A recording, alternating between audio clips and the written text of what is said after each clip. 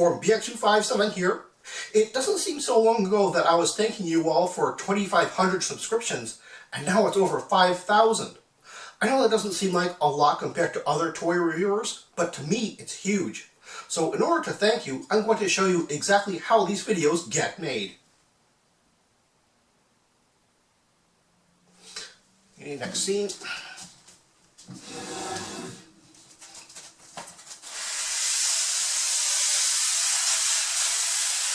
Selection and schedule. If you look on my channel and see the upload order, it seems a little random, but there's a method to my madness. I realize some people don't understand that this is a weekly show. There is a new video every weekend, unless I'm on holiday or something has interfered with the schedule. Basically, it's 4 or 5 videos per month. So I look at a month and plan my 4 or 5 videos to fit in a few figures, a few vehicles, or play sets, and or a special video, like this vlog, or a licensed product. There's a lot more figures than vehicles and play sets, so by reviewing the whole line, there could be a lot of months of nothing but figures, and that's boring. I purposely put a vehicle or a special video to break things up and keep it interesting, for both you and me. When putting together a monthly schedule, I purposely think about what toys go together so I can have them all out for easy access. Not just the main topic toy, but all the extra example toys as well. There's no point in doing a big bore review if all my other sports-related Joes are still on the shelf in another room. It's also why the Cobra Adder vehicle got reviewed right after him, since I keep them together. It was convenient for me, a vehicle broke up all the figure reviews that month, and it was already on the short list of toys to be reviewed anyway.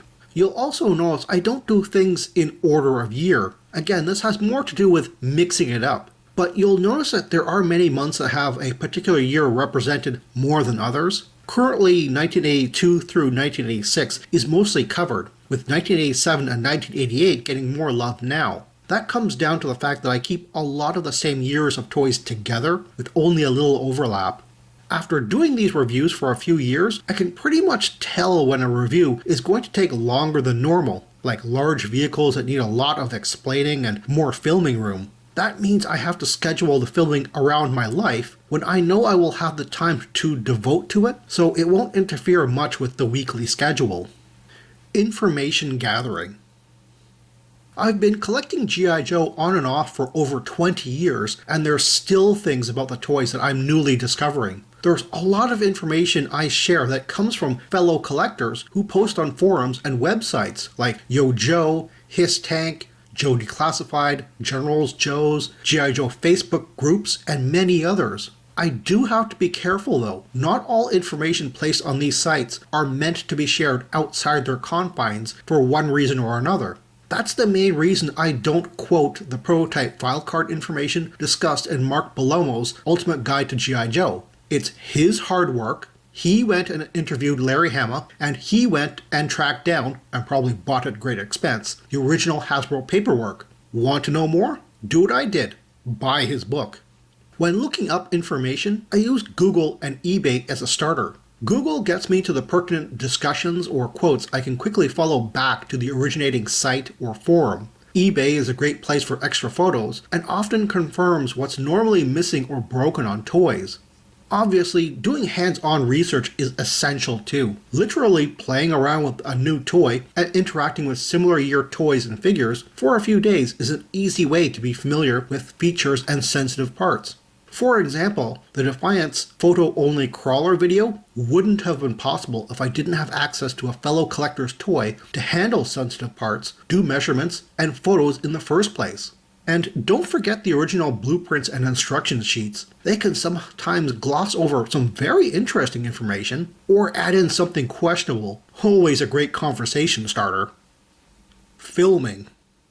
When I've gathered what toys I want to review, and its related example toys, and feel confident in the information I've gathered, it's time to photograph stuff. Yes, before actual filming, I often photograph what I want to present in the review, as well as the key elements of the end action sequence. This is kind of a quick storyboarding method that keeps everything in my review in order and lets me know whether the end action sequence is even doable. These are the photos that end up on my Facebook page. including the ideas that needed adjusting or just didn't quite work at all. Now it's time for actual filming. But there's just two major problems. I don't live alone, so my house isn't quiet. And I work, so my filming time is limited to early mornings, noon on rare occasions, and just right after I return home. My face intros, the main body of hands-on video, the turntable sequence, and action sequences, which are now stop motion, all require different setups. Basically what this means is, I don't film in sequence. Plus, I never film the intro or turntable sequences to just one review. I do 2 or 3 at a time.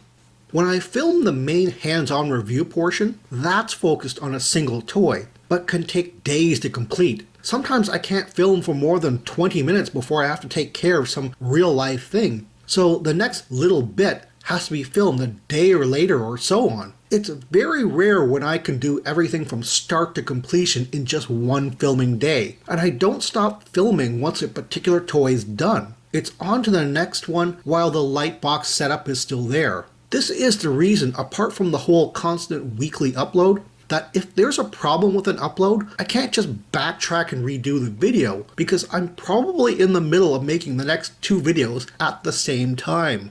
The equipment and setup I use is as follows. An aging Panasonic HX-DC2 camcorder for video. It's great for macro close-ups and the autofocus is super fast.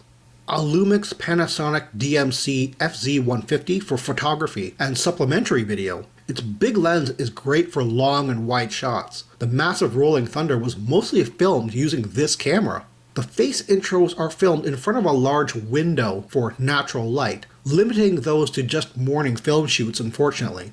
In the past, I used to put cheat sheets on the opposite wall to read off of, but it looked like I was reading, so I stuck to just point form notes that I could read beforehand. It means I mess up more. Most of the bloopers are my intros, but it also means I sound more natural. The rest is filmed using a large modular light box. Its setup is unusual, but it's the only way it works with my cameras. I've tried traditional light bulb behind screen light box setups and they just don't work for me. You'll notice I changed the table this is all sitting on for the stop motion sequences. That's because the normal white table isn't wide enough to have vehicles moving out of frame. They just hit the side of the light box. This gray work table, the same one I use for repair videos mostly, is narrow but very long. I only use a simple background for the stop motion sequences versus the elaborate backgrounds I used to use on my old action sequences, since I do photograph them in order. With an average of 200 photos for just 30 seconds of stop motion, I can't do these out of order for fear of mixing things up or forgetting to do parts. The simple background is easy to move or replace between shots on the same filming surface. A stop motion sequence as elaborate as the one on the end of the Rolling Thunder review took an entire day of photography and was over 500 photos, including effects shots. Many of the ideas for the end action sequences were inspired by just throwing odd toys together and thinking about how they would resolve the situation if they were in a cartoon. Gotta keep it kid-friendly. Many reviews are filmed in little clips starting from the weekend to get finished by Thursday, with large chunks of the next few reviews sitting in my camera for up to 2 weeks. Editing.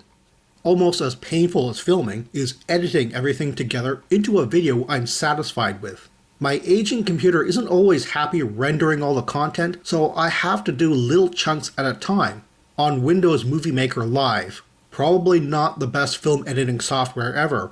As a matter of fact, I know it isn't, since it won't render WMV files, which is Windows' own format. Anyway, I start by making standard titles and converting still images into 1280 by 720 pixel size using Photo Filter, a French imaging editing program, and record extra audio using Audacity, which is also how I rip music from YouTube's audio library. Once every clip is in the right order, it's time to trim the beginnings and ends of each one so there's no dead space between the scenes. Some of the retakes from these clips wind up cut and placed at the end of the editing line, which becomes my blooper section. Next, the turntable sequences are often set to 2 times speed. I started doing this after a viewer's suggestion and agreed this looks better than the very slow turning rate I had before.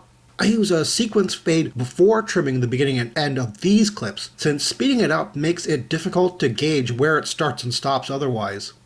Next, the stop motion photos are set to 1/10 second a frame, except where there's an effects shot. Explosion effects are set to half a second, and other effects like lasers are set to 1/20th a second. Since this all takes around an hour or more, you can bet my old video card is an overheating mess, so I can rarely review the progress as a whole uninterrupted video unless I wait another half hour for the computer to cool off. Now it's time to add in extra audio, music, my standard pre-recorded outro, and finally the watermark. All this is saved, first as a draft project at various stages of progress, since I have no idea when my temperamental computer will have a meltdown, and then as a movie in MPG-4 format. I used to save them in WMV format until I learned I couldn't backwards engineer the files. I do keep all the clips, photos, titles, audio, drafts, and the final movie in a separate folder, which eventually gets saved to a physical disc. On rare occasions, after watching the completed video, there might be something that needs to be changed, added, or deleted, so it's back to the editing program. If I have to move a clip, the added audio moves out of sequence as well, so I have to be careful to remember to nudge that back in order too. Shorter versions of my videos are simply accomplished by taking away clips, muting film audio, and replacing it with music, remembering to save both the drafts and final movies under different names. Upload. After I'm satisfied with both long and short versions of my videos, I write a description using notes from my information gathering and generate a thumbnail. I use the print screen function on the parts of the video I want to use and open my image editing program to save it. I upload to Dailymotion first, since there's usually never a problem doing that, and it takes about 30 minutes for a 10-minute video in HD. During this time, I will upload my supplementary photos to my Facebook page. By the time Dailymotion is finished saving and processing my video, then I will put the video link in Facebook. YouTube takes a bit longer to do, but that's not because of the upload time. It used to take hours to upload since my entire channel was wrongfully subjected to a content matching program, but that's been resolved. Or so YouTube tells me. Since I don't trust YouTube anymore, I upload my short and long versions as private videos and wait. It may take a few hours for YouTube to tell me if there's anything wrong with the video, and I'd rather not yank a visible upload if there is, since that will cause subscriber confusion. Plus, a private video that has a problem will not flag me, where a public one will. This is the reason a Friday evening upload on Dailymotion means a Saturday morning or afternoon upload on YouTube. They were uploaded at the same time, but I'm waiting for verification that all's right with the YouTube version. When that appears fine, the YouTube link will be placed on my Facebook page as well. Time to enjoy the weekend and see the feedback from my wonderful viewers. And then straight on to making the next video. I realize this must all sound very complicated, but I've been doing it for several years now, and I have it down to a very efficient formula. Even when it gets a bit stressful, it's easy to keep making them knowing it's going to entertain someone out there. But I don't want to sit on my laurels and just throw out a video. I want to make one at the best of my abilities at the time that I'm making it. I can only hope that these videos will stand the test of time and be helpful to people even when I'm not making them anymore.